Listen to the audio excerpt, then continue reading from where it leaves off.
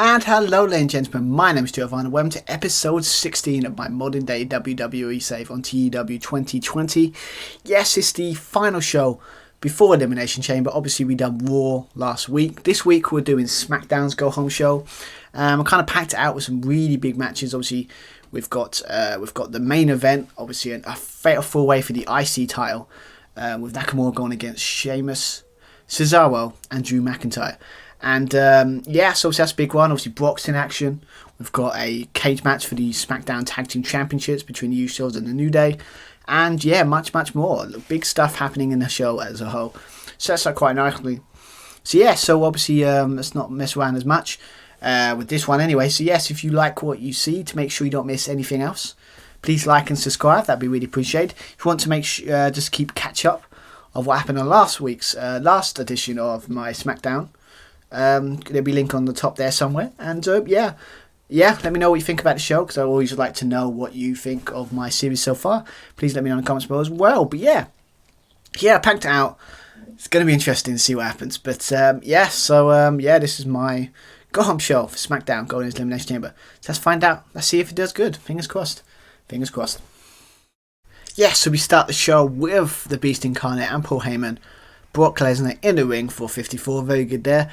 This one's kind of a situation of Brock's in the ring. Obviously, you think he took out Roman Reigns last week, so it's kind of a situation of he's just kind of given a warning to everyone that he's going to win that chamber, and he's going to face Roman, and he's going to get his revenge and take that title from him. So he's just basically given out a friendly warning. Paul Heyman's putting out a friendly warning to anyone out there that, it's a foregone conclusion that he's going to win the Elimination Chamber. It's not a prediction, it's a spoiler type situation. But then it kind of, Paul Heyman kind of goes, but tonight he wants to focus on one person, that is Roman Reigns. So he kind of puts it out there and kind of puts out that Paul Heyman goes, Roman, get your ass out here type situation. Brock's ready for a fight, takes his top off, he's ready for a fight. And guess who comes out? As you can guess in this, yes, Sami Zayn comes out. Kind of coming down, kind of fed up, like coming down to the ring, fed up of being overlooked. Powers that be putting him down. It's conspiracy. It's all in his head, but that's how it is. Coming down to the ring and kind of talking about how he's not going to be put down.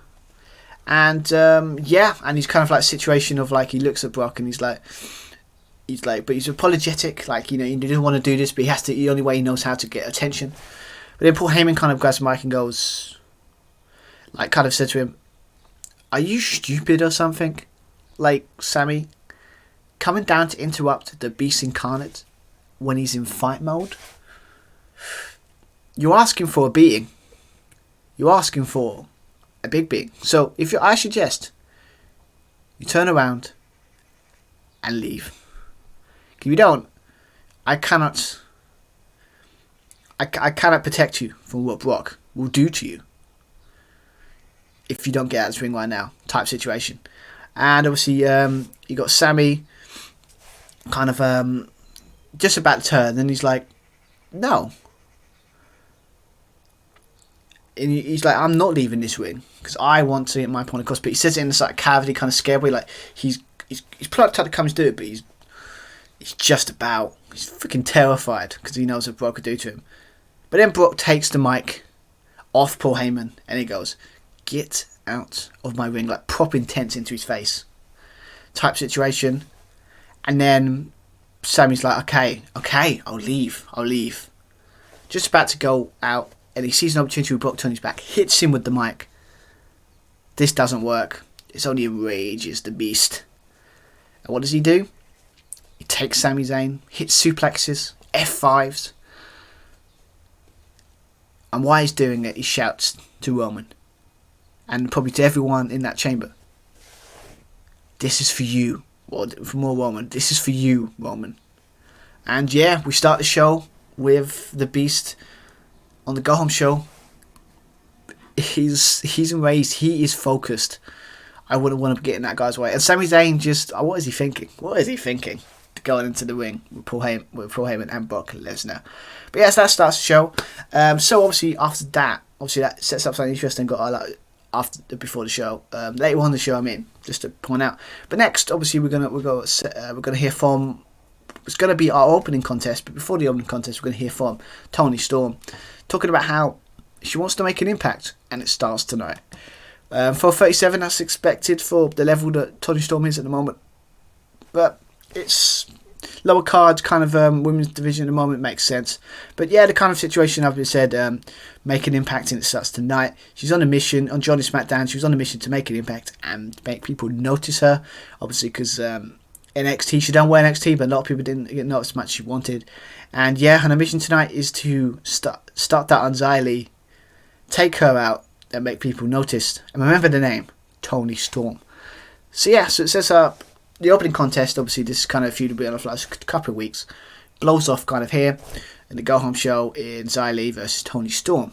So the question is, who's going to win? Is Toni Storm going to get her first match on SmackDown, get the win, or for her first match, is she going to, or is Xia Li going to get a little bit of revenge for what Toni Storm has done? Let's find out next. So the winner's match is for 14. Here we go again. This game is really harsh on this. Like 14, 32, 25. The crowd are turned out because of lacking investment in both workers. I don't know what you expect, but it's harsh. Very harsh. I mean, I thought it'd be a good match, but yeah. That's the way it is, isn't it? But yeah, for 14, the way this match I've put across is just, Xia Li is very aggressive. She's trying to get into it because obviously she's really, but emotions get the better of her because Toni Storm is playing on that she's going to be wanting to get revenge for it. Obviously she hits an airway crash here, but I said Storm 0, hits that, gets the win. And yeah, she beats Xia Li, but she's not finished. Hopefully the next segment does better. 14, that's harsh, very harsh. Yeah, so obviously after that, she's not finished with Xia Li, and she still wants to send a message. For 28, that's more like it. If you got that, that's more like it. I don't know why the game is saying 14 for the match. It's very harsh there. But, yeah, so basically it's a situation of Toni Storm after the match, attacks Xia Li, attacks her, works on the leg, and I like the idea of, like, she gets holds the chair and smacks the chair on her knee. I like the Xia Li screaming in pain, really selling this is vicious. And, yeah, this is kind of a point just to prove Toni Storm means business, and she's not messing around at all. So yeah, no more to say to it. Yeah, so obviously Toni Storm looking good at the moment. Xia Li could be out for a while, we don't know, we'll find out next week. But yeah, but 14-28, I think this game's been really harsh in this segment. I think this should have done better. But obviously after obviously with Toni Storm's possibly title aspirations in the future, let's hear from another champion, and that's the IC champion, the Intercontinental champion, it's Shinsuke Nakamura, kind of laying down the gauntlet. And kind of has a few things to say going into his obviously part of the Elimination Chamber at the Elimination Chamber. So let's go and hear from him for a 58. Very good for what he is. This one I kind of dislike the idea of Nakamura understanding that momentum is not shifting his way going into this Elimination Chamber #1 contendership match, because he kind of knows that momentum is everything in probably any sport, or in this case wrestling, is that at the moment he sees the wind blowing towards Brock. He sees that Brock is at the moment looking more likely going to win, and momentum is key, and even Drew's got more momentum than Nakamura. He sees this, but instead of it seeing it as a downbeat, he sees it as an opportunity.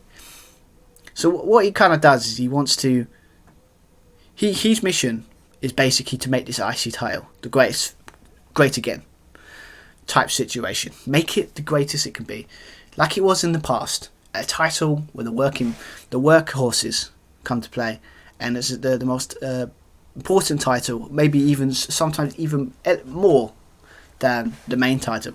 So that's his mission, Nakamura. That's his mission. So tonight, he knows he's gonna make a bit of a risk. He's gonna put his IC title on the line. He challenges Drew. He challenges Sheamus, and he challenges Cesaro to all face him tonight in a fatal four-way for the IC title.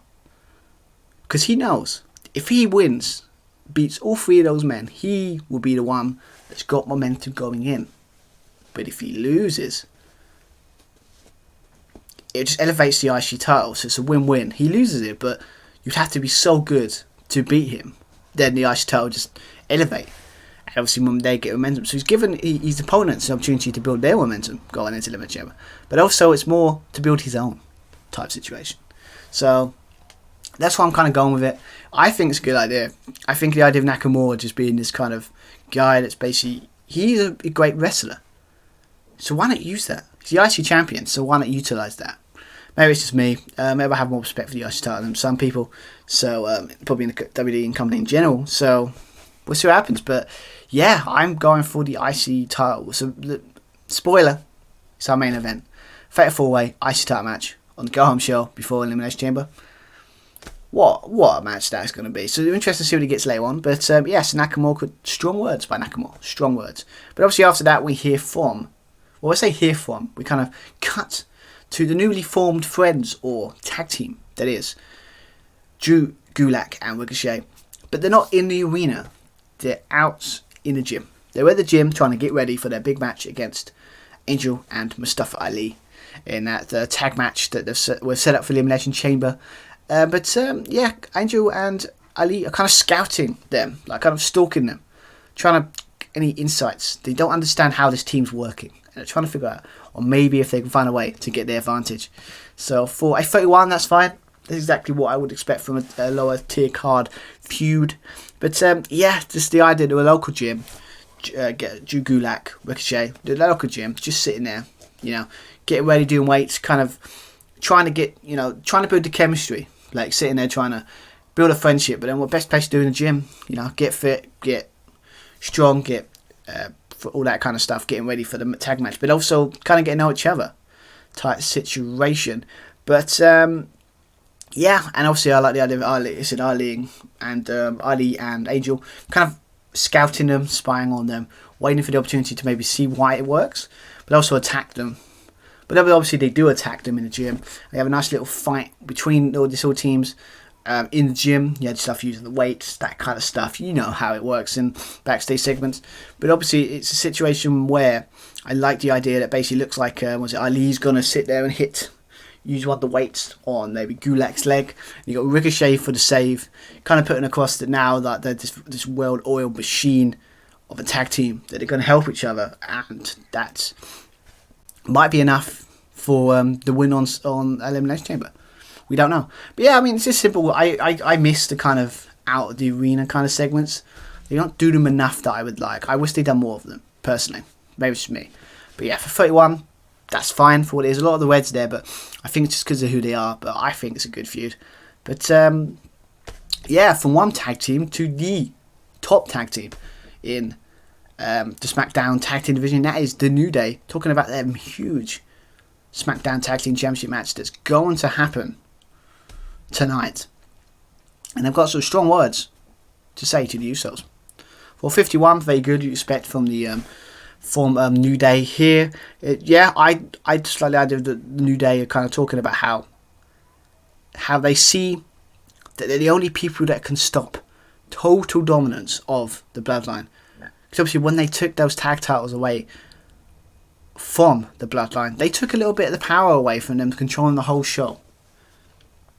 And they see it as a responsibility to make sure that that the Usos, or the Bloodline in general, ever get those tag team championships again. And tonight, I face them in a cage match. A match that they know each other very well in. So, I'm going to finally, and I mean finally, take them to defend those titles, end this feud, and make sure that the Usos never get hands on these titles again. So, yeah, it's kind of a situation New Day to feel responsibility. They've got to stop the Usos from getting this title. Because if Roman and the Bloodline ever get total control again, it's the end for SmackDown. There'll be nothing left of SmackDown. So that's kind of a pressure on them, so it kind of puts a very big damper on the big match. That is next. The WWE SmackDown Tag Team Championship match, contested inside a steel cage. Yes, I'm doing a steel cage match. Just out of the blue, because why not? Who doesn't love a cage match? So, are the Usos going to win their title back?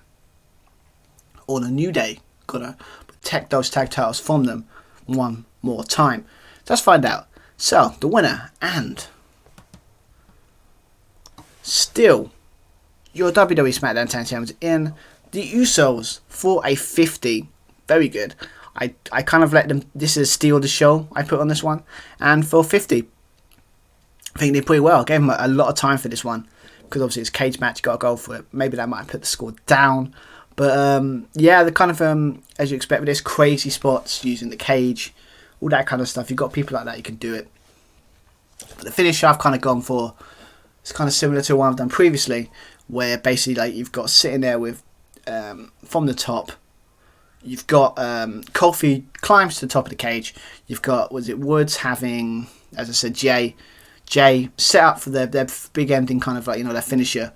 But you've got Kofi at the top. He jumps from the top of the cage, connects with to help. If at the finally, added on of their finisher, gets the pin, gets the win, and are still your SmackDown Tag Team Champions. Is this the end of the feud? I don't know yet. I would say I want to spice up a little bit with the WrestleMania match, so it'd be interesting to see if I do more. But yeah, 50. I don't know if it's best match. I have to look if the day one match was better, but we'll see. But yeah, so no new champions tonight when it comes to the tag division anyway.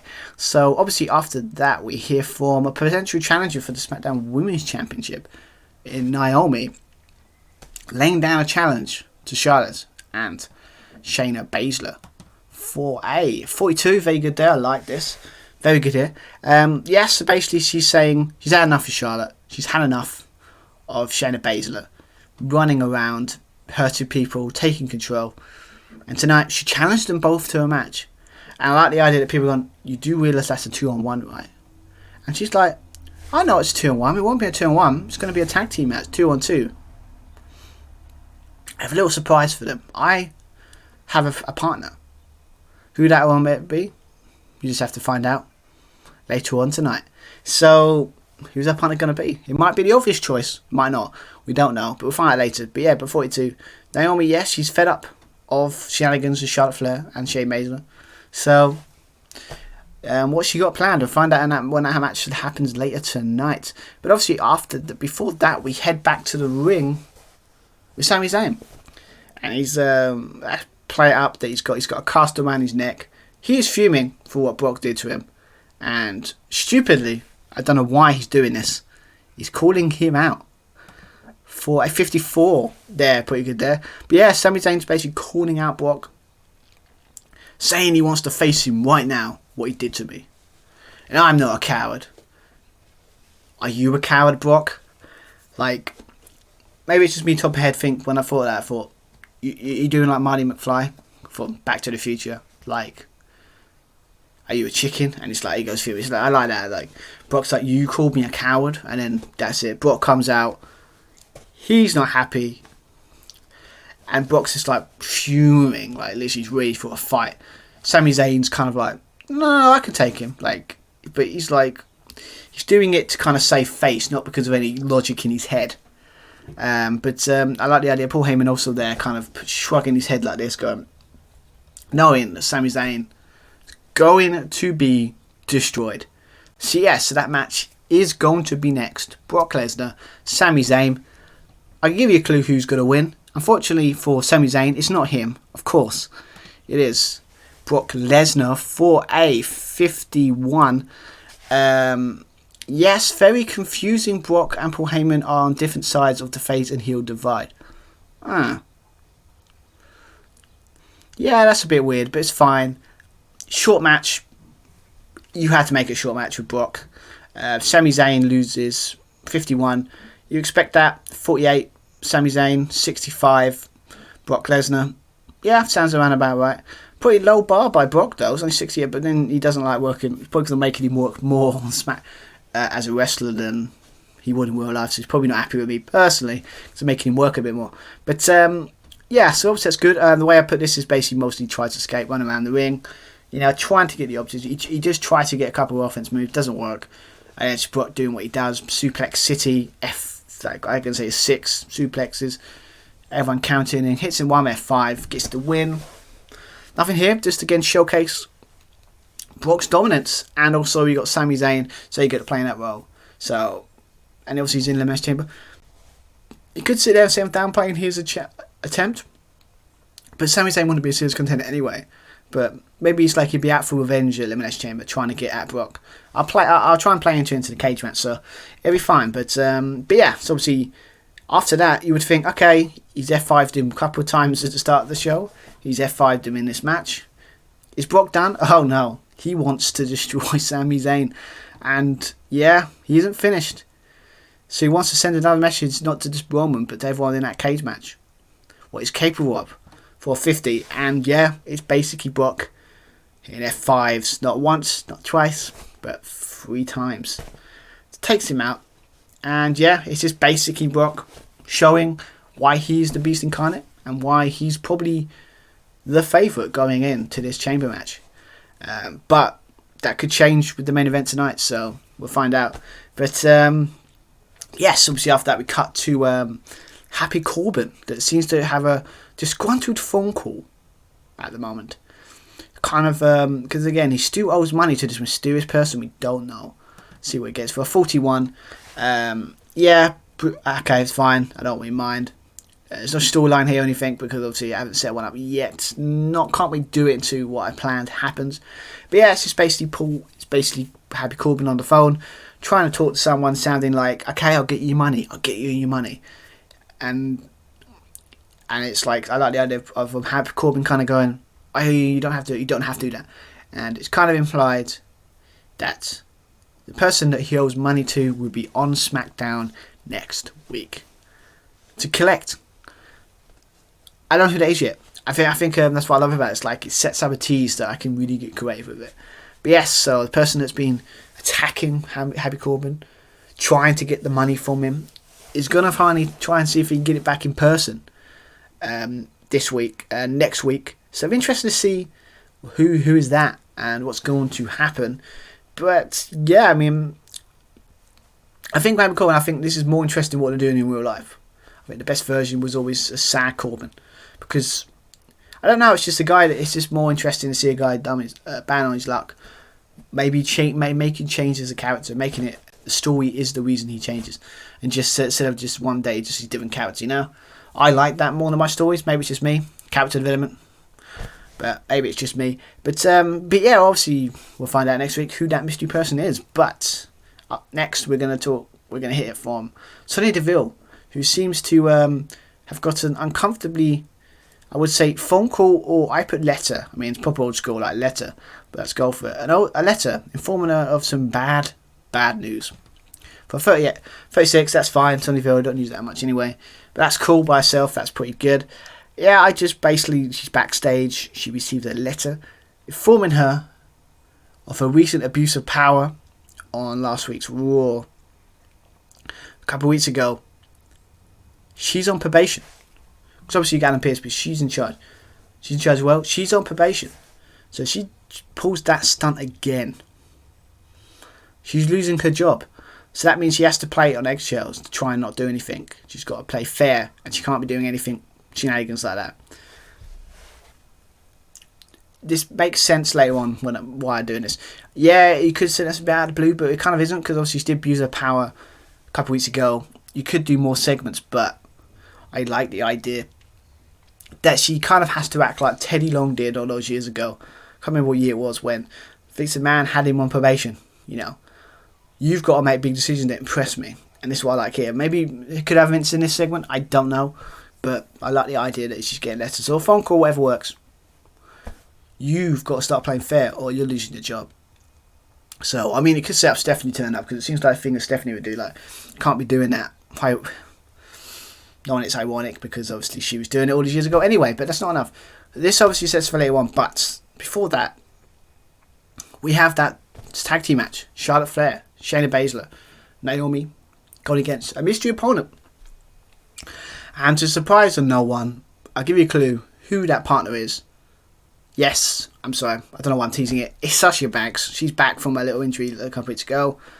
And yeah, is she going to help a team to victory? The answer to that question is she is for 45. Very good. But I like the idea of Naomi doing like a roll-up schoolboy pin here on the champ. Obviously, The Sasha Banks coming back has kind of shaken the heel team here. But yeah, obviously the biggest score is Charlotte for 49. The lowest score is Naomi 34, but it's still good, 45. I think this is good. I love the way like pins her but with a leap, basically a split-legged moonsault. I've never seen her win a match with that before, but I've just said she's a roll up here. So yeah, so obviously you got just pinning the champ.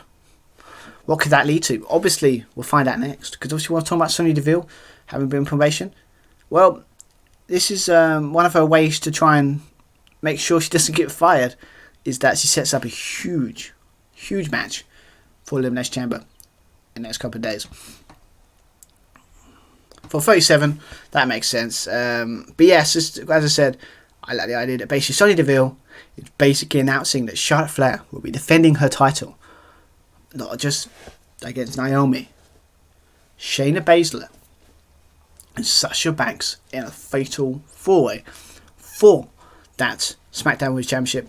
Obviously, Charlotte's confused because obviously Shayna Baszler's the heel, so like, wouldn't she be on her side? But she's not because she's desperate to save her job, so she's got to start acting fair. Charlotte actions have consequences. Shayna Baszler's been looking good. Naomi's just got the pin, and Sasha Banks, put them together. And yeah, so we've got a fatal 4-way. It's kind of implied for the last couple of weeks, but I like the idea that Sonya Deville's involved. Might set up some interesting stories there. I don't know. Should be good. But yeah, before that, obviously we're near close to the end of the show. Before that, we hear from not one but two, but three of the challenges for this Intercontinental Championship match that is going to be later in the main event. 4:53.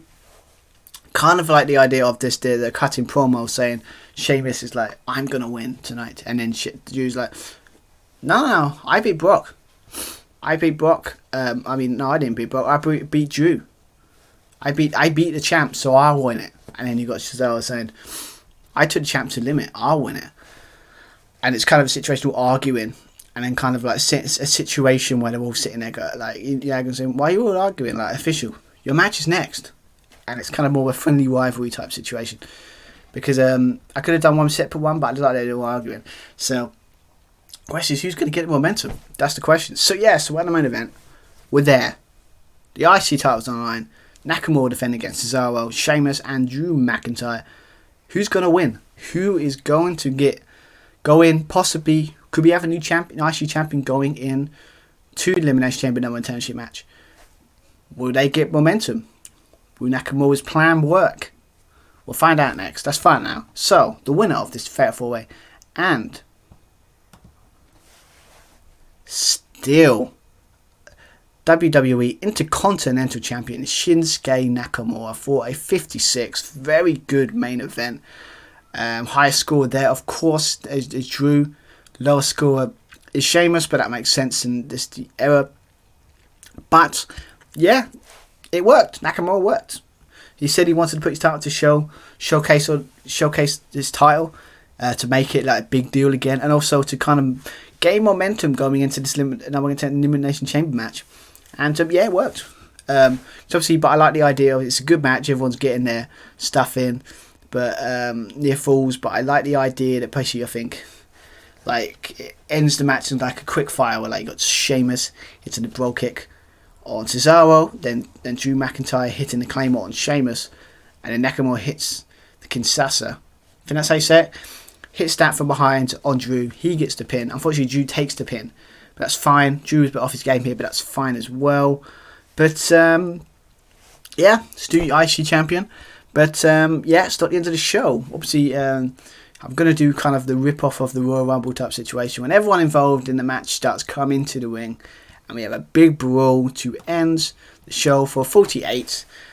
Cool stuff here. Basically, yeah, you got Brock comes out, Sheamus, Cesaro, Drew, Sami Zayn, full fighting ringside with Roman Reigns standing at the top, smiling for some reason. Because, yeah, look at them all fighting over him. The old divide and conquer stuff does work, and it's working at the moment. He's a bit scared of what's going on, but at the moment, it's all working out fine, and he's loving what he's seeing, So yeah, that's kind of how it ends the show.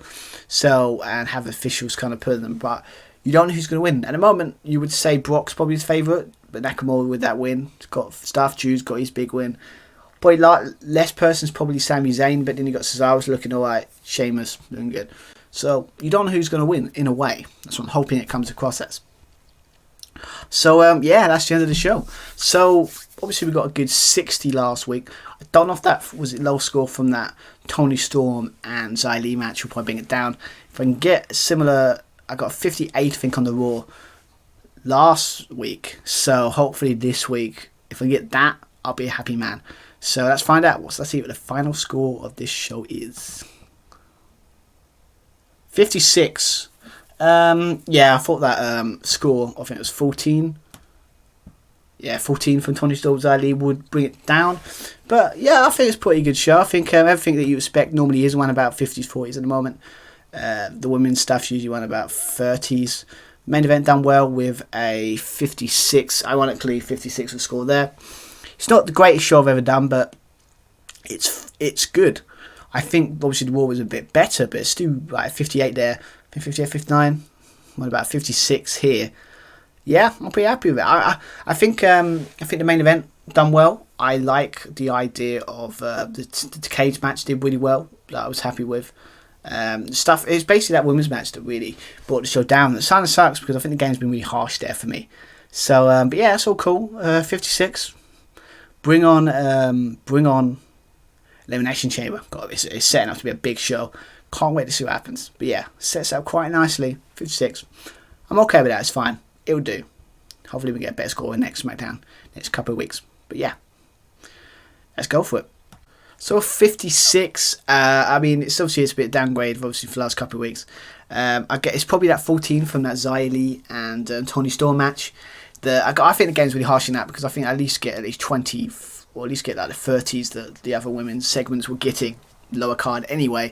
So I think that's really brought the show down a little bit. The main event was 56, very good there. I was really happy with that. Brock's match did well. The cage match 50, very good as well. Put a steal of the show on that. I think it's delivered in a way for what they are. But yeah, I'm pretty happy with it. I mean, again, it's I think Raw. I think Raw was a better show this week than SmackDown. But that's fine. You know, if they're both 58, 56, still on the same level, just split off in little parts. But yes, that sets up very nicely for my Elimination Chamber pay-per-view. That's obviously that'll be here on my channel on Wednesday, 4:30 next week. So yeah, it's a big one. It's pay-per-view week next week. It's going to be good. I mean, can't wait. We've got some big matches. We've got Fatal 4-Way for W Championship. We've got Elimination Chamber cage match to decide who faces Roman at WrestleMania.